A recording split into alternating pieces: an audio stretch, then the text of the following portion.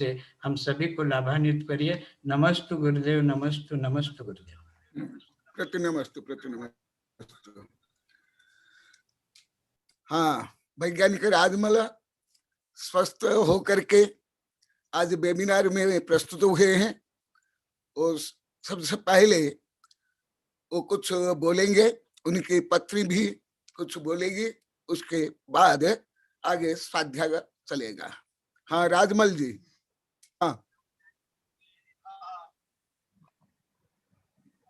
मेरी अगर आवाज आ रही है तो एक बार बोलिए। आचार्य श्री कनक नंदी जी गुरुदेव की जय।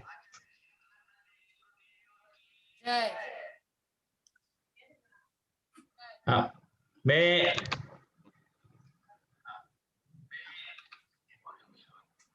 आचार्य श्री कनक नंदी जी गुरुदेव के प्रवचन हम जैनम चैनल पर और श्रुत रत्नाकर पर प्रारंभ किए थे जुलाई के महीने के आसपास से। अब लगभग 6 महीने होने आए हैं और बीच में जैसा शायद आप सबको पता है कि बिल्कुल दीपावली के दिन ही और बल्कि उसके 2 दिन पहले धनतेरस से हमको कोरोना से प्रभावित हो गए थे, मैं और मेरी पत्नी दोनों। और फिर बाद में 17 नवंबर को हम सिम्स हॉस्पिटल के अंदर एडमिट करना पड़ा। मेरा बेटा और मेरी बेटी पूना से वहाँ अहमदाबाद आए और उन्होंने मुझे और मेरी पत्नी को एडमिट किया। हम टीम हमारे लिए उपलब्ध कराई और पूरे अहमदाबाद के किसी भी हॉस्पिटल में कोई भी जगह नहीं थी। उन दिनों में कोरोना बहुत ज़्यादा चरम सीमा पर फैला हुआ था। शायद कोरोना तो अभी भी पूरे भारत के अंदर चरम सीमा पर ही है, लेकिन हम दोनों बुरी तरह से प्रभावित हुए थे। उसमें भी हम दोनों में से भी विशेष करके मेरी हालत बहुत ज़्यादा खराब थी। I was under very much critical condition. जो कोरोना का मैग्नीट्यूड है वो बहुत ज़्यादा था। फीवर 105 डिग्री तक आ गया था। ऐसी कंडीशन के अंदर हम लोग जब एडमिट हुए थे तो आचार्य श्री कनकनंद जी गुरुदेव ने जब एडमिट हुए थे तो हॉस्पिटल के अंदर ही हमको मंत्र पढ़ करके सुनाया पहली बार वहां पर। और उस समय हम जो है मैं तो बहुत ही क्रिटिकल कंडीशन में था और मैं मुनि आज्ञा सागर जी का बहुत बहुत उनका भी आभारी हूँ कि वो रोज न केवल मंत्र पढ़ाते थे और सुनाते थे हमको, बल्कि वहां चंदू जी का गढ़ा जहां उनका चतुर्मास था वहां पर वो मंदिर में हमारे लिए अभिषेक करते थे और वो पूरा अभिषेक हमको दिखाते थे, शांति धारा दिखाते थे इत्यादि, हमारे लिए बहुत कुछ किया। और वहां से ही चंदू जी के गढ़े से उन्होंने हमारे लिए कोरोना की दवाइयां भी भेजी, खांसी के लिए दवाइयां भेजी, बहुत सारे जो है आयुर्वेदिक दवाइयां उन्होंने उपलब्ध भी कराई थी। मैं आप सबसे, क्योंकि आचार्य श्री ने आज मुझे बोलने का वक्त दिया है और आप सबसे भी बहुत समय हुआ, लगभग 1.5 महीना जितना होने आ गया है और मैं आपके सामने मुखारित नहीं हो पाया। मेरा इस कोरोना के अंतराल जो अनुभव रहा वो अनुभव में अगर आचार्य श्री मुझे इजाजत देते हैं तो मैं 5 मिनट उसके बारे में बात करना चाहता हूँ। जरूर आचार्य श्री। हाँ, देखिए, हम जो विश्व द्रव्य विज्ञान और मोक्ष शास्त्र के प्रवचन सुन रहे थे और उसमें एक बात अगर निचोड़ के रूप में कहा जाए, उसका कंक्लूजन के रूप में कहा जाए तो 2 चीजें ही थी। एक द्रव्य तत्व की बात थी और एक आत्म तत्व की बात थी। यानी पूरा विश्व जो है वो जीव और अजीव से भरा पड़ा है, ये हम बात जानते हैं। हम बातें बहुत कर रहे थे, सुन रहे थे, आचार्य श्री को तो पूरा ज्ञान है इसलिए वो हमें शिक्षित कर रहे थे, लेकिन प्रैक्टिकली कई बार महसूस किया, आपने भी किया होगा सभी ने, लेकिन मैंने जो महसूस की, जो कहना चाहिए कि जिस दुर्घटना से मैं गुजरा हूं और उसका जो निचोड़ मेरे दिल में उस समय मानसिकता से निकल करके आया, उसके ही बारे में मैं आपको शॉर्ट में बताना चाहता हूं कि वो क्या चीज मैंने अपने जिंदगी के अंदर महसूस की। और ये जो जीवन जो मैं आपसे मुखारित होकर के फिर से बातचीत कर रहा हूं, मेरी पत्नी के साथ बैठा हूं और आपके सामने सम्मुख हूं, तो ये एक नया जीवन है। और इस नए जीवन के अंदर दो भागीदार हैं। एक तो मेडिकल की लाइन के बहुत सारे डॉक्टर्स वगैरह, और विशेष करके डॉक्टर सुधीर शाह और डॉक्टर केयूर भाई, जिन्होंने न केवल एडमिशन दिया बल्कि मेरी नए जीवन देने के अंदर काम किया, क्योंकि लगभग मैं तो मृतप्राय हो चुका था, लेकिन नई लाइफ थी। तो ये एक मेडिकल लाइन है जिसके हम बहुत आभारी हैं। परंतु दूसरी ओर ऐसे साधु आचार्य गुरुदेवों का आशीर्वाद, उनके द्वारा सतत प्रयास करना, मंत्र पढ़ना, हमारे लिए कई बार तो दिन में 2-2 बार मंत्र सुनाए जाते थे।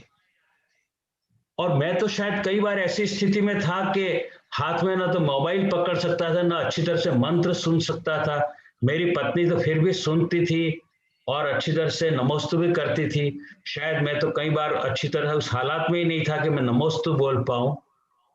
तो मैं आचार्य श्री कनकनंदी जी गुरुदेव का, मुनि आज्ञा सागर जी का, और तत्पश्चात लेटर ऑन जब हम घर आ गए थे, आचार्य जो विद्यानंदी जी महाराज जी हैं, जिनका अभी चल रहा था प्रवचन चल रहा था, तो मैं उन सबका आभारी हूं। मैं विशेष करके आचार्य श्री कनकनंदी जी का क्यों आभारी हूं? क्योंकि जिस द्रव्य तत्व और आत्म तत्व की बात हो रही थी, उसी का आभास इंसान ऐसे नहीं करता है। जब ऐसी स्टेज है तब वो उसका एहसास करता है। आपको मैं एक हकीकत से बयां कराना चाहता हूं सबको कि एक दिन ऐसा था जब हम एडमिट हुए, उसके दूसरे या तीसरे दिन मैं बहुत क्रिटिकल कंडीशन में आ गया। यानी बहुत ही, क्योंकि टॉयलेट में मैं गिर भी गया और मेरे को हालात ये नहीं थे कि मैं वापस अच्छी तरह से, और डॉक्टरों ने काफी इसको सीरियस लिया कि शायद उनको लगा भी हो कि इसको बचाना बहुत मुश्किल हो। लेकिन जो डॉक्टर हार्दिक शाह जो हमारे लिए ट्रीटमेंट के लिए जो वहां डेप्यूट किए थे, बहुत हाईली नॉलेजेबल डॉक्टर थे, उन्होंने रिस्क ली। और सबसे बड़ी बात ये थी कि ऑक्सीजन कम नहीं पड़ रही थी। और वहां के जो हालातों से और इस कोरोना के पेशेंट की जो स्टोरीज, उनके जो गाथाएं हैं जीवन से मरने तक की या वापस ठीक होने की, तो उसके अंदर एक इश्यू आया कि ऑक्सीजन किसी की कम पड़ गई तो वो चला गया इस दुनिया से, जिनके पास ऑक्सीजन थी वो बच गया। या दूसरा ये कि ऑक्सीजन थी लेकिन उनके दूसरे जो ऑर्गन्स हैं, जैसे कि हार्ट है, लंग्स के बाद में, लंग्स सबसे पहले अफेक्ट होते हैं, तो लंग्स के बाद में हार्ट है या लीवर है या आपके किडनी है, ये सब अगर फेल हो जाते हैं तो बचना बहुत मुश्किल होता है। लेकिन डॉक्टर हार्दिक शाह और जो साथ में उनके एसोसिएटेड जो स्टाफ था, उनका कहना था कि नहीं सर, अभी इनका दूसरा कोई ऐसी चीज बिगड़ी नहीं है और इनको बचाया जा सकता है। ये सब क्यों हो रहा था? थोड़ा सा मैंने भी इसका एनालिसिस किया कि शायद मैंने द्रव्य तत्व को ज्यादा महत्व नहीं दिया हो अपने जीवन में। हो सकता है कि मैं ज्यादा मंदिरों में नहीं गया हूं, ज्यादा अभिषेक नहीं किया हो, लेकिन मैंने हमेशा जो सेवा की वो आत्म तत्व की। मैं अपने आप को एप्रिशिएट, प्रशंसा कराना नहीं चाहता कि मैं कह करके कि मैंने क्या क्या अपने जीवन में किया या मैं किन किन लोगों के लिए क्या क्या काम किया, परंतु मैं आप सबको थोड़ा सा मोटिवेशन, प्रेरणा देने के लिए 2-3 चीजों का उल्लेख करना चाहता हूं कि आत्म तत्व यानी एक जीवित या जीव दया या करुणा, इसका महत्व क्यों था और उसको क्यों करना चाहिए। आपको सबको ये भी पता है कि मैं अहिंसा मिशन जो फाउंडेशन है, तो मैं अहिंसा के बारे में ज्यादा काम करता हूं आजकल, जीवों की दया के लिए ज्यादा काम करता हूं। परंतु आप वागड़ के लोग जो हैं, और जो दूसरे देश के अंदर जो गुजरात और मध्य प्रदेश के लोग हैं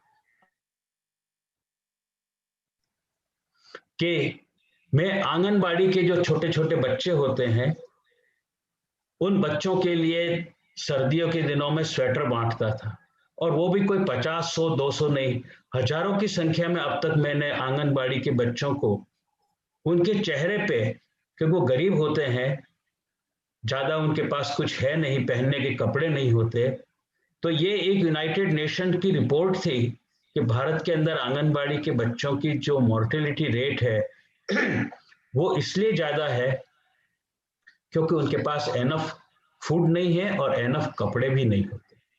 तो मैं हजारों की संख्या में आज तक मतलब जो है स्वेटर बांट चुका हूंगा।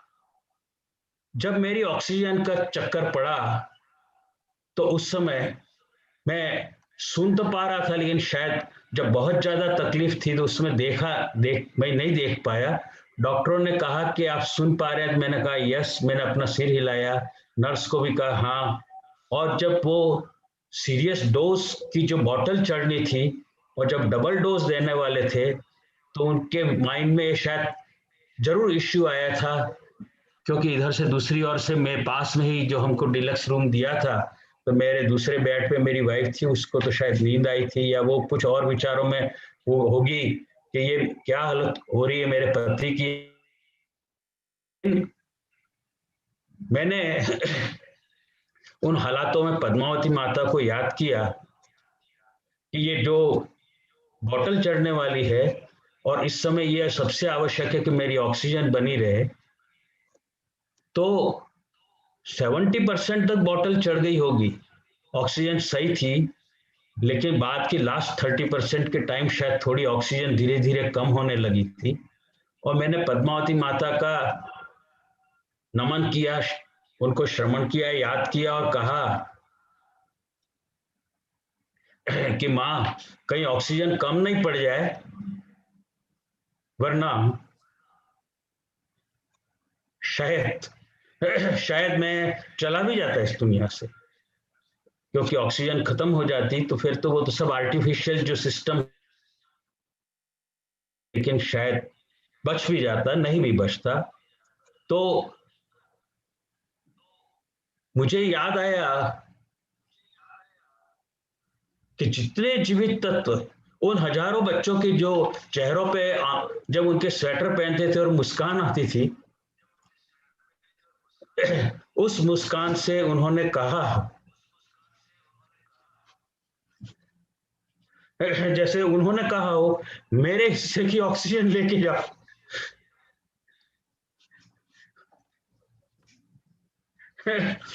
और शायद उन्हीं जीवित तत्वों से, उन्हीं की ऑक्सीजन से मैं बच पाया। और आचार्य श्री ये कि एक लास्ट 30% के टाइम पता नहीं माँ पद्मावती कहाँ से ऑक्सीजन लेके आई और कहाँ 89 से वो 98 पे पहुंच गई और बोतल पूरी चढ़ गई।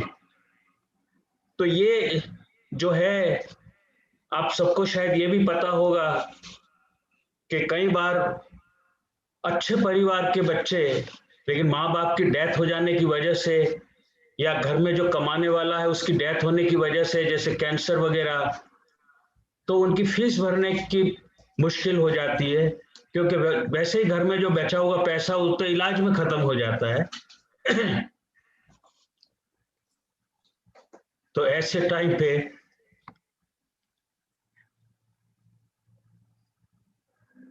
ऐसे बच्चों की जो फीसें भरी थी मैंने, इंजीनियरिंग मेडिकल के, आप जानते हैं कि सब कितनी महंगी पढ़ाइयाँ हैं, MBA वगैरह की, तो शायद वो सब काम आ गया होगा ऐसे टाइम पे। और वही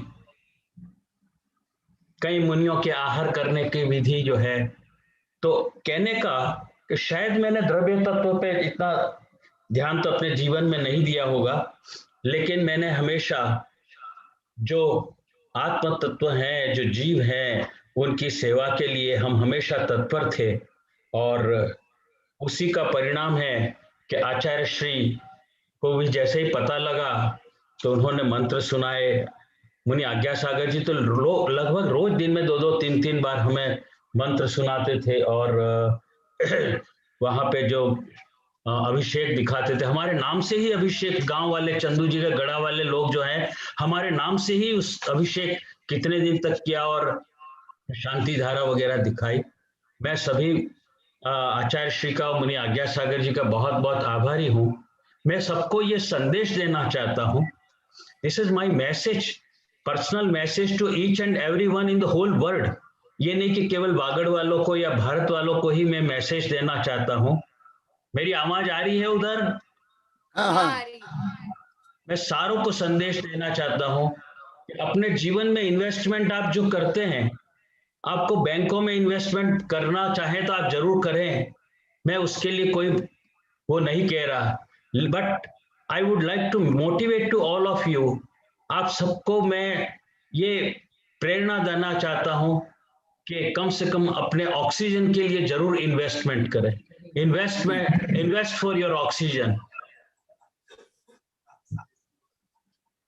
पता नहीं कब आपको ऑक्सीजन की जरूरत पड़े, कब आपको ब्लड की जरूरत पड़ जाए, कब आपको किसी दूसरों के सहारे की जरूरत पड़े। तो जीव ही जीव के काम आता है, इसलिए सभी जीवों के रक्षा के लिए मैं बार बार उन दिनों में प्रवचन में भी कहता था कि जीवों के लिए काम करिए, जीव तत्व आत्म तत्व के लिए काम करिए।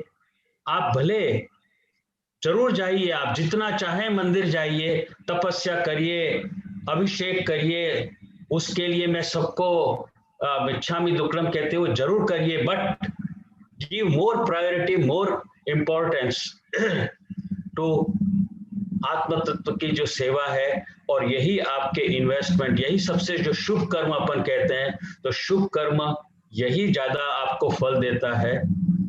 और जो भी इन्वेस्टमेंट करना है तो आप जरूर करें, लेकिन अपने स्वयं के लिए, अपने स्वयं के लिए, अपनी स्वयं की ऑक्सीजन के लिए जरूर इन्वेस्टमेंट करें। Invest for your oxygen. मेरी पत्नी कुछ कहना चाहती है और मैं उसको भी मौका देना चाहता हूँ। 2 मिनट। महाराज जी, नमस्ते महाराज जी। आशीर्वाद आशीर्वाद। महाराज जी, मैं ज्यादा कुछ तो नहीं कहना चाहती हूँ, बस इतना ही कहना चाहती हूँ कि आप साधुओं की वजह से हमको एक नया जीवन मिला है और मैं आपको लाख लाख शुक्रिया अदा करना चाहती हूँ कि आपके आशीर्वाद से महाराज जी हम दोनों किस मुसीबत से निकल के आए हैं वो कह नहीं सकती हूँ महाराज जी। 5 दिन तक अस्पताल में, सिर्फ 5 दिन ही हमें रहना पड़ा और आपके 6ठे दिन हम वापस घर पे आ गए महाराज जी। इतना जल्दी घर पे आ गए कि आपके मंत्र जाप से हम बहुत जल्दी ठीक हो गए। हमें वो आपकी मंत्र जाप ही बहुत शक्ति देती थी, हम बिल्कुल घबराए नहीं इस मामले में और आपकी शक्ति से ही हम वापस घर पे जरूर आ गए। आज बहुत अच्छी हालत में हम दोनों हो गए महाराज जी। बस नमस्ते, इतना ही कहना चाहती हूँ। आशीर्वाद आशीर्वाद, शुभकामनाएं। आप लोग की भक्ति भावना के लिए, दया करुणा के लिए आशीर्वाद, स्वागतम। इसलिए मैं अंत में कंक्लूजन के रूप में यही कहना चाहता हूं कि जहां मेडिकल लाइन, मेडिकल साइंस जो है जिसको हम भगवान समझते हैं, लेकिन कभी भी अपने धर्म तत्व जिसके मुख्य प्रचारक तो हमारे साधु ही है, तो विशेष करके आचार्य श्री कनकनंदी जी गुरुदेव के चरणों में बारंबार नमोस्तु, जिन्होंने हमें नया जीवन दिया है। मुनि आज्ञा सागर जी के चरणों में बारंबार नमोस्तु नमोस्तु नमोस्तु नमोस्तु। मुनि आज्ञा सागर जी के हम उस बात के लिए भी आभारी हैं कि उन्होंने दवाइयां भेजी, मैं उनको शत शत नमन करता हूँ। बहुत बहुत आपका भी आभार प्रदर्शित करता हूँ। मैं इस धर्म के जितने भी साधु गुरु हैं उन सभी गुरुजनों को हमारा नमोस्तु नमोस्तु नमोस्तु। आचार्य श्री, आपने मुझे समय दिया, मैं इतना यहाँ बोल पाया, ये आपका आशीर्वाद है। आप जरूर अपना प्रवचन प्रारंभ करें। मैं आपका बहुत बहुत आभारी हूँ और सभी साथियों का कि शायद हो सकता है 1-2 दिन